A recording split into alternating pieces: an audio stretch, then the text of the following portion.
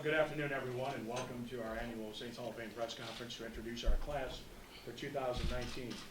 First of all, I want to recognize our board members who do such a great job, quite a few of whom are here today, and give a shout out to each and every one of them, and particularly thank Jay Romig, who does such a great job for us in all capacities, and now serves as our chairman of the board, and Michael C. Abear, who is not only his work does such wonders for the museum, but also serving as our president now and doing a terrific job, so special thanks to them. The actual induction will take place on October the 25th. The game will be the Arizona Cardinals home game, the weekend of the 25th through the 27th, so that's when the actual induction will take place. We have our events in Biloxi coming up tomorrow and Friday, which include 4 events that our honorees will be part of over there as well, which has been an annual outcome on a yearly basis, which has been very good for us. With regard to today, we're blessed to be able to introduce 3 very special people that have made all of this possible over the years with their contributions. It's my pleasure, first off, to recognize our first honoree for this year. Very special person. She's born and raised in our state and has done a remarkable job serving in every capacity she's been asked to serve in, including as lieutenant governor for 2 terms and then as governor of our state for a great job between 2004 and 2008. Of course, when the Saints were faced with the crossroads of an incredibly difficult circumstance, as we all were back in 2005, she stepped up in a tremendous way to be able to help our football team to return to our city. It's something that we haven't forgotten. And I think it speaks to the character of the individual, because it wasn't about politics, it wasn't about doing the expedient, prudent thing to be popular with people in North Louisiana or Central Louisiana or anywhere else. It was all about trying to improve the lives of people here and ultimately throughout the state. Superdome got done and repaired largely because of her efforts, and Doug Thornton as well, whom we've honored previously. Most of you know that she has quite a battle on her hands, but she's a woman of faith who believes strongly that God will provide regardless, and she's here today, and that's a miracle in itself, because as many of you have read, rumors of her demise were greatly exaggerated in recent weeks. And she's here today as a living testimony of that. It's my pleasure to introduce our Joe Gemelli Fleur Award recipient for 2019, the Honorable Kathleen Blanco.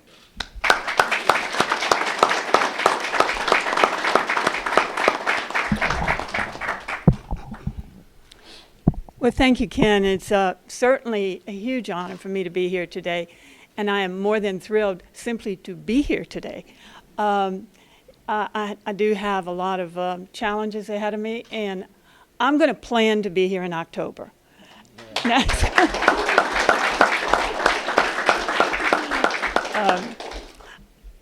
As I was looking at these wonderful honorees that I'm sharing this day with, I looked at our history, and we all came to the Saints in a greater, more intensified way in 2006.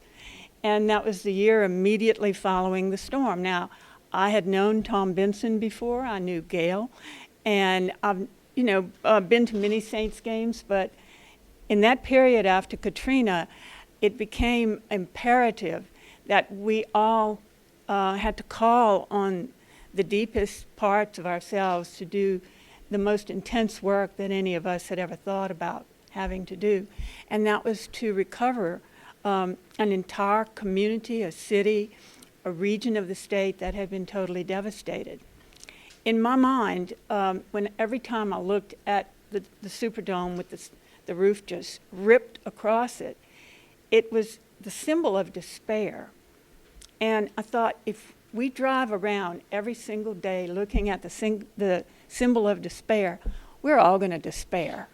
And we've got to change that image and make this a symbol of victory. Now, that didn't come without me having to pay a price for being told that I had the wrong priorities, using money for a stadium. But at the same time, I knew the value was greater than just building a building. That this city and this region and Saints fans everywhere really needed to have something to rally around. And after a year of hard work, people who were rebuilding their homes and their businesses and all of that really needed a place to rally and to express joy. And that is what we found. And gentlemen, you led this community. Coach, you did a wonderful recruiting job. You picked an amazing team that really took us further than anyone had imagined, but that everyone had hoped we could get actually to the Super Bowl. But that September game against Atlanta was undoubtedly the most exciting game this city has ever experienced in its history. People on the streets were just dancing all afternoon. It's like their feet were hardly touching the ground. They were so excited. And then you won so magnificently. What can I say? Thank you, and thank you. It's been a great life, and I'm glad to have been able to play a small part in making all of this happen. Yeah, So thank you. thank you, Gail. Appreciate it. On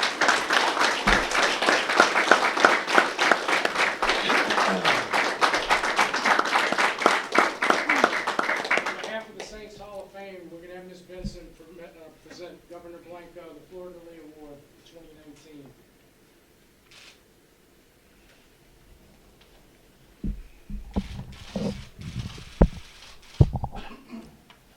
Thank you so much. Wow.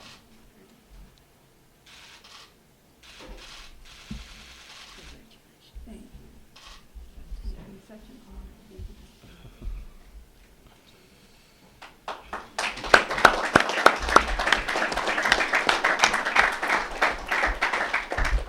Normally that's presented at the actual induction in October. We wanted to make sure that she got it, but since she's already assured us that she's going to be here in October, Gonna we'll be here. present it to her again. I'll be happy with that. I'll be here. I'll be here to see you. Yeah, Induction. give it to me too. Yeah. To make this happen on an annual basis, it takes a collection of people. We've already recognized our board members, but the New Orleans Saints organization is paramount in what we do. It's obviously why we exist. And Gail, of course, is instrumental in leading that and allowing us to do what we do on a day-to-day basis to preserve and present the history of this franchise in the most positive fashion imaginable. There's also people in this room that help make this possible. Mickey Loomis has been a godsend for us. He understands the history of the league. He understands the history of the game.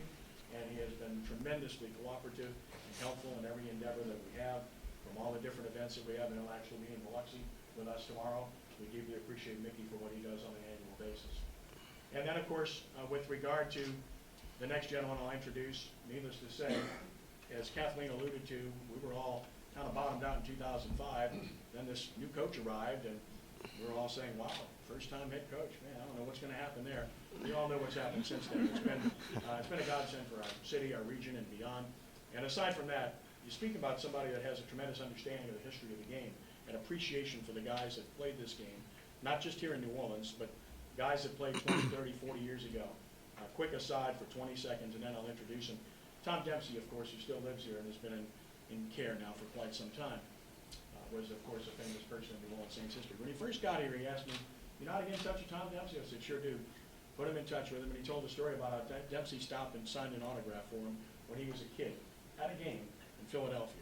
Never forgot that. Became friends with Dempsey, and I think that illustrates just what kind of relationship he has with former players and his appreciation for the game. Beyond that, his support of the Hall of Fame is tremendous and unparalleled. He's always there to help us in every occasion imaginable, and we deeply appreciate him. So here to present our two Hall of Fame honorees for this year is New Orleans Saints head coach Sean Payton.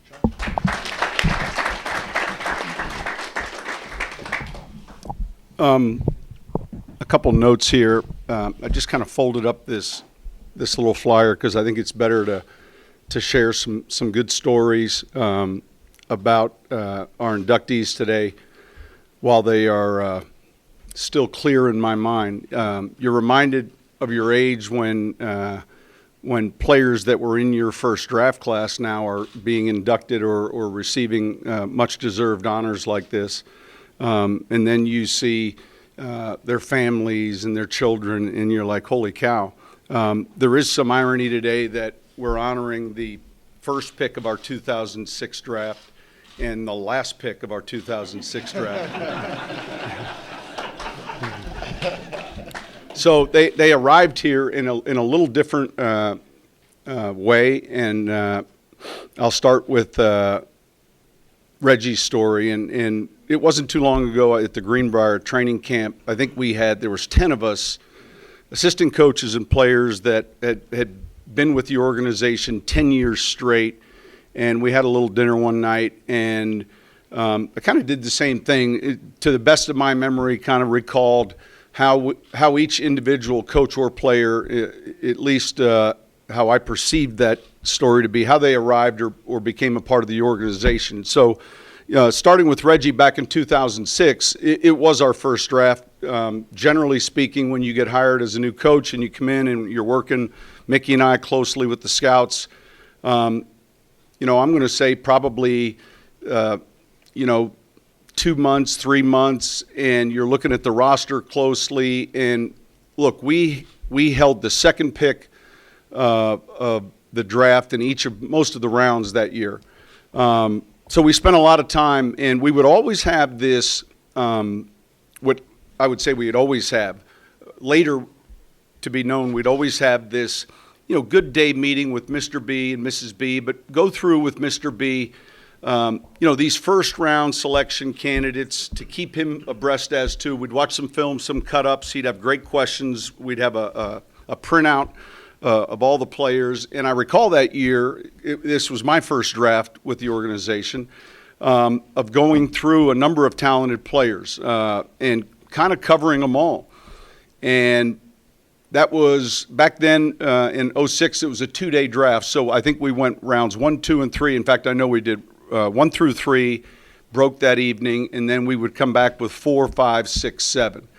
And so as we were leaving the facility, the draft was the next morning, we were having what's become now our annual night before dinner before the draft. And we get there, Mickey, myself, and the other guys that are in charge of pro or college personnel, the evaluation experts, and discuss several things. And so on my way to that first dinner, I had received a call, pretty good information, and back then we weren't, BlackBerry and you were kind of hip. That was it, So I had a Razor flip phone, and man, out of nowhere, I get this information that the Houston Texans are going to pass on Reggie Bush. And two things went through my mind. A, I was ecstatic, and then B, I thought, man, I don't know that we covered Reggie with Mr. B, because we were expecting Houston to take Reggie. And so right away it was like, holy cow, we'll get him up to speed. So I'm one to always take advantage of an opportunity. And so we got there to the restaurant, and it was important, I felt like, to kind of have this poker face. And prior to going to the restroom, I just said to the group, I got this feeling that we're going to have an opportunity to draft Reggie Bush. Anyone want some of that bet? And this is the type of bet Loomis likes, where he knows the answer. He knows he's already won, right? So had 5 bets for $20 a man. I went to the restroom. I came back, and there were 4 20s sitting at my place. And word had broke about that opportunity. And so the next day there was, look, and I say this with respect to every player that we signed and drafted that year, to include Drew Brees, Scott Fajita, Marques, Colston. But we were kind of in that stage in the hiring process with coaches, celebrating each little small victory. We'd get a coach to come, and we'd ring a bell and put a circle around his name, and he's in, because there were so many other challenges. And so all of a sudden, here we have a chance to really select probably one of the most, if not the most dynamic college football player that our country has seen prior to social media, really. Prior to social media, because it was still text and emails. And a Heisman Trophy winner, national champion. And I remember getting in that morning, and look, we had a meeting with Mr. Benson and brought him up to speed, and then there were a few guys talking about, well, what can we get for this draft pick? And Mickey and I were like, man, we're not trading this pick. So here it came time for that selection, and many of you in this room were here. I would say on a 10 Richter scale, the selection of Reggie Bush was a 9-9 for this organization. If you have a clear memory, you remember the crawfish boil across the street. You remember season tickets being sold out within 2 hours, and they have been ever since. That selection, that's pretty dynamic. This was Elvis Presley or Michael Jackson or the Beatles. Seriously, that's how big it was. And so Look, I came here as a new young head coach with a number of rules that Parcells instilled upon me. And, you know, he talked about, man, that first pick of the draft, make sure you fly him in commercial with the rest of the draft class. That first pick of the draft, don't have a separate dinner or hotel suite or limousine awaiting for him. And so here we are after the first 3 rounds. There's a little rain on the ground. The Zurich was in town. And we are heading. Peter King was in the car. Of course, he was doing a feature story. And we were heading to Emerald's in a limousine. Reggie had just arrived private and then was going to be staying at the Lowe's penthouse suite. And I thought, I've broken like every rule in the book regarding this first pick, and I've only been here 2 months. I mean, Bill's not going to talk to me.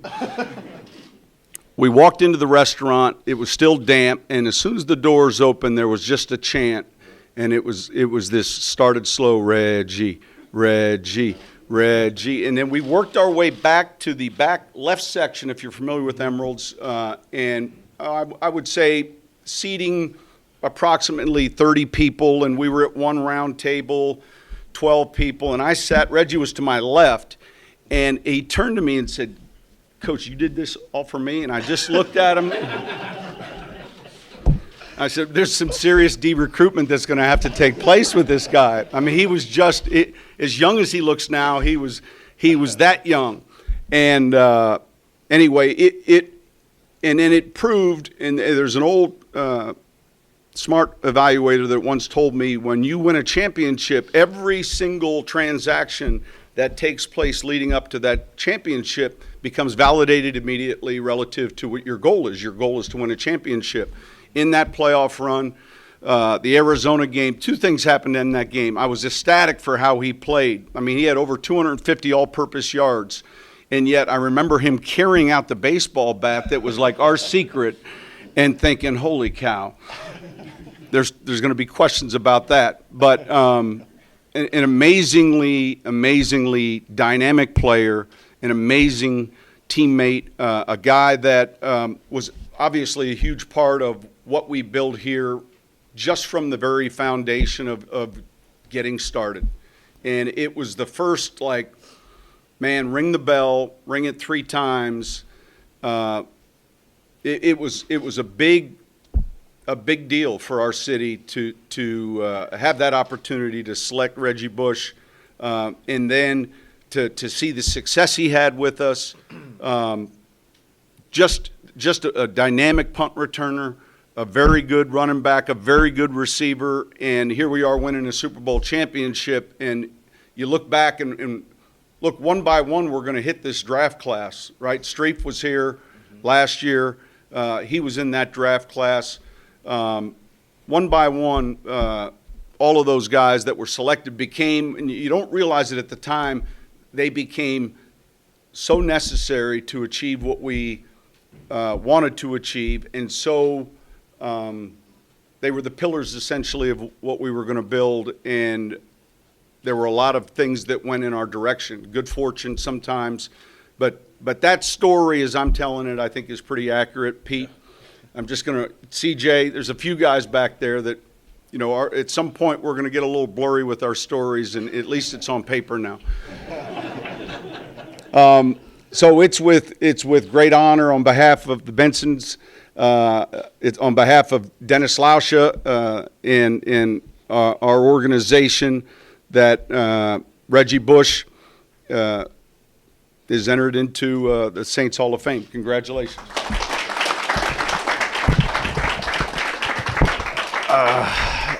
That's funny, the stories that Coach is telling. You know, I did turn to him and ask him, like, did you guys do this just for me? You know, because it really just felt, when I walked into Emerald's restaurant and everybody stood up, I thought it was like pre-planned. And later to find out that it wasn't. But, you know, that was, to me, that is my first memory of coming to New Orleans, is the people welcoming me with open arms. This young kid from San Diego, California, who went to USC with high hopes of, you know, winning the Super Bowl somewhere, and it happened to be here with the Saints. And I remember the first time I landed and got to New Orleans, and I was taken on a tour throughout New Orleans through the Ninth Ward to see a lot of the devastation. And right away, I felt this sense of responsibility to give it 110% every day, every time I stepped on the field, and to at least, do my very best to try to bring the city, this organization, the Super Bowl. And fast forward to, 4 years later, and we were able to do that. And it's, I truly believe that everybody that came to this team during that time period was brought here for a purpose to help, bring back hope, help restore hope into the city, to the people, by going out and doing what we do best, playing football, winning football games. And it's amazing, when you have that opportunity to be able to do something like that and you look back on it and you accomplished it with the guys, like Coach Payton, Colston, Pierre Thomas, Lance Moore, I can go on and on, Roman Harper, the guys that are still some of my best friends to this day. And it's funny, I was texting, I'll tell you a quick story. I was texting Marshall Faulk 2 days ago, and I just told my wife the story as well. So when I was growing up in San Diego, I lived very close to San Diego State University.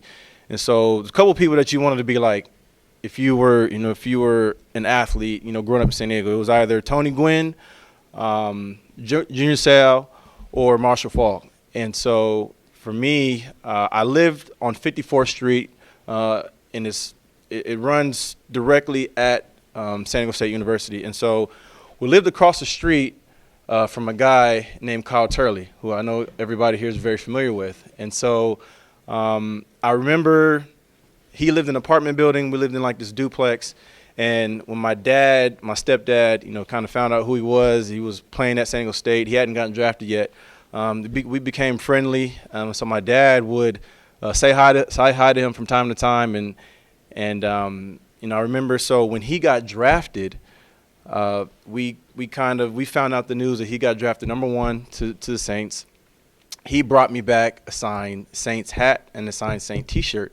And I was probably about 11, 12 years old at this time. And, he didn't know, if I was going to go on to be, play college football or play, at the professional level. And so when I look back on that time, living across the street from Kyle Turley and him bringing me back that signed Saints hat, that signed Saints shirt, to me, it was almost like God's wink, like this is, your future. And, something that I'll never forget because he didn't have to do that for me, right? But, a lot of times I feel like we get a chance to make impacts on either it's kids or just other people, and you never know, what they're gonna end up being or who they're gonna end up impacting. And so, and then also Ricky Williams is from my area as well. And so Ricky, I've known his family for a long time, but it's funny, me and Ricky have never met. And we're from the same area, and we both have taken similar paths at the NFL level. He got drafted to the New Orleans Saints, traded to Miami Dolphins, and also won a Heisman Trophy. And again, I've had, kind of these little hints, these little winks, I think, that have come from God of just kind of this is your future as well. And so, when I look back on just, those things in my life, those left such an impact on my life. And then the Marshall Faulk piece is, obviously Marshall's from New Orleans. And so when I got to the Saints, we studied a lot of Marshall Faulk stuff, his routes. So a lot of, and Marshall's one of my good friends now to this day. Even at the college level, I studied a lot of, Faulk stuff. And so the other day I was going through one of my old crates of a bunch of high school cut-ups and college cut-ups, and I came across this VHS tape, which is kind of funny because my kids will never know what VHS tape is. It's a VHS tape of a Faulk cut-up. And so I sent a picture of it to him, and I had to thank him because I told him that, he really, paved the way for guys like me, right? I studied a lot of his option routes, a lot of things that he did, and a lot of his run plays. And so we studied a lot of his stuff at the college level, at the NFL level. And he's also from New Orleans as well. And so then there's my mother was raised in a foster home. And so my grandmother, who I knew to be my grandmother, was also from Louisiana. And she really, you know, I didn't know a whole lot about Louisiana and the cooking, the Creole cooking, food, all different things down here. But it's like I've had all these little different pieces of New Orleans, you know, in my life from the time I was a baby, you know. And so then to be able to come here and to win a Super Bowl, and to be, you know, to be a part to be a part of history, it's just really cool, and I'm so appreciative to be here now. And you know, New Orleans is home away from home for me, and I couldn't be happier to go into the Saints Hall of Fame with Colston. You know, just it was such a big piece of what we did. You know, we were just talking in the hallway just about some of the games that we had. And that year we won the Super Bowl. It was just an amazing run. It was just an amazing time. I remember, you know, when we did win the Super Bowl, seeing the TV screen, I don't know what TV it was, it literally looked like the city was on fire. Like people were just running up and down the streets, celebrating, coming together, people crying in tears, laughing, cheering. And, you know, that's what sports is about. It's about, you know, bringing together people from all different cultures, all different walks of life, different religions, different personal beliefs, and coming together all for the same common goal, and that's to win a Super Bowl. So thank you guys for you know, being so gracious to me, my family. This is truly home away from home for me, and you know, I'll always have a spot in my heart for the city of New Orleans. So thank you.